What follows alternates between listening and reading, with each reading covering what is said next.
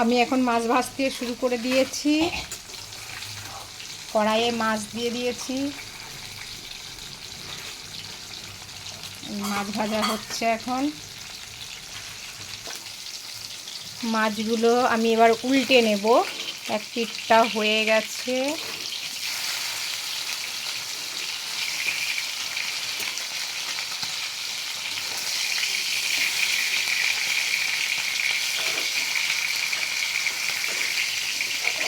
এই দিকটা হয়ে গেছে। আমি এবার মাছগুলো সব উল্টিয়ে নেব। মাছগুলো আমি উল্টে নিয়েছি, আর একটু ভাজা হবে, দিয়ে আমি নামিয়ে নেব।